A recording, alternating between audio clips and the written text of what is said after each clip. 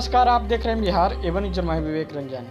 चुनावी रणनीतिकार प्रशांत किशोर अब अपने कामकाज से इस्तीफा देने जा रहे हैं, यानी कि वो अब अपने कामकाज नहीं करेंगे जो कि दूसरे पार्टियों के लेकर चुनाव में प्रचार प्रसार किया करते थे, उनके लिए स्लोगन गढ़ा करते थे। चाहे बात करें अभी जो बंगाल के चुनाव हुई है, बंगाल के चुनाव में उन्होंने बीजेपी को टारगेट किया था कि अगर बीजेपी यहाँ पर 7 तक भी मार देती है तो हम अपनी पार्टी हम अपनी जो कामकाज है उस कामकाज से इस्तीफा दे देंगे, यानी कि कामकाज अपना छोड़ देंगे। जिस तरीके से बात की जाए तो बिहार के चुनाव जब हुआ था 2015 में, तो 2015 में भी वो अपनी चुनावी रणनीतिकार के कामकाज से बिहार में भी सरकार महागठबंधन का बना दिया था। साथ ही साथ जो बात करें 2014 के लोकसभा चुनाव की बात की जाए तो लोकसभा के चुनाव को लेकर भी प्रधानमंत्री नरेंद्र मोदी को उन्होंने फेस किया चेहरा। प्रधानमंत्री नरेंद्र मोदी को उन्होंने जो स्लोगन दिया, भाजपा को स्लोगन जो दिया, उसके बाद भाजपा को भी सरकार बनाने में पूरी तरीके से कायम हो, भाजपा की भी सरकार केंद्र में बन गया।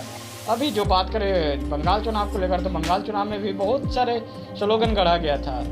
बंगाल चुनाव में खेला होवे परिवर्तन होवे, कई तरह का स्लोगन था। साथ ही जो बात करें बिहार का चुनाव को लेकर 2015 में जब हुआ था तो नीतीश कुमार को लेकर कई तरीके से स्लोगन गढ़ा था।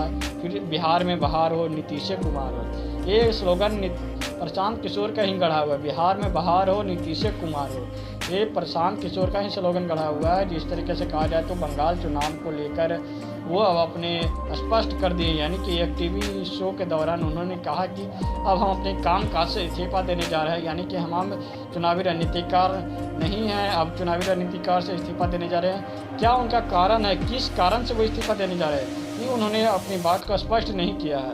उन्होंने तो स्पष्ट पहले किया था कि अगर बीजेपी सत्ता मारती है तो हम यहाँ अपने कामकाज से इस्तीफा दे देंगे, लेकिन बीजेपी तो सत्ता तक नहीं मारी है, उसके बाद भी क्या इनका आया गया कि हम इस्तीफा देंगे।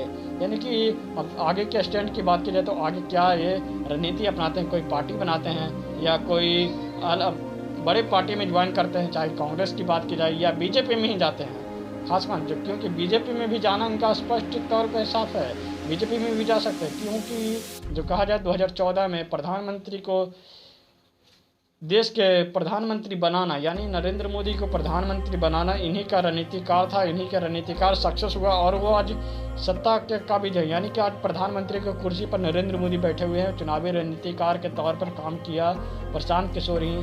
चाहे 2015 की बात की जाए तो 2015 में बिहार का चुनाव को लेकर भी प्रशांत किशोर ही काम किया और नीतीश कुमार को सत्ता में काबिज कर दिया, यानी नीतीश कुमार मुख्यमंत्री बन गए। और उस समय तो महागठबंधन का था, तेजस्वी यादव और कई भी कांग्रेस उनके साथ में थे। उसके बाद अभी जो बंगाल का चुनाव है, बंगाल का चुनाव बहुत खास था।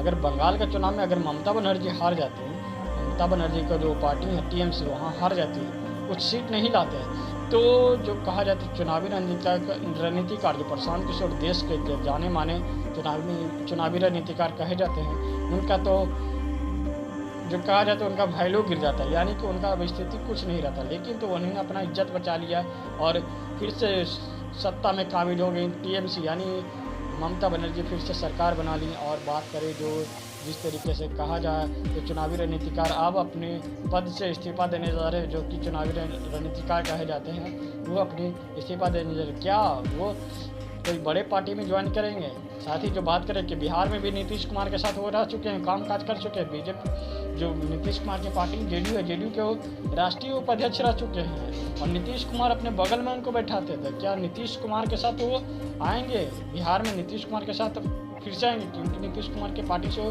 कुछ कारण बस उनको निकाल दिया गया था, उनको वो राष्ट्रीय उपाध्यक्ष से हटा दिया गया था। और नीतीश कुमार को उन्होंने स्पष्ट कर दिया था कि अब आपकी उतना वर्चस्व नहीं है। जी आपने देखा भी 2020 के विधानसभा चुनाव में नीतीश कुमार को उतना सीटों की संख्या नहीं मिला जिस तरीके से 2015 में मिला था, या बात करें या उससे पहले की बात करें 2010 की बात करें, 2010 में मिला था नीतीश कुमार को सीटों की संख्या उतना इस बार नहीं मिला था। लेकिन जो अभी चुनावी रणनीतिकार जो प्रशांत किशोर संन्यास लेने का मन बना लिए हैं, क्या वो संन्यास लेकर कोई और बड़ा खेल रचने वाले हैं या कोई बड़ा रणनीति अपनाने वाले हैं, देखना होगा। फिलहाल के लिए इतना ही। देश दुनिया में तमाम खबरों के लिए बने रहे हैं बिहार एवन न्यूज के साथ। नमस्कार।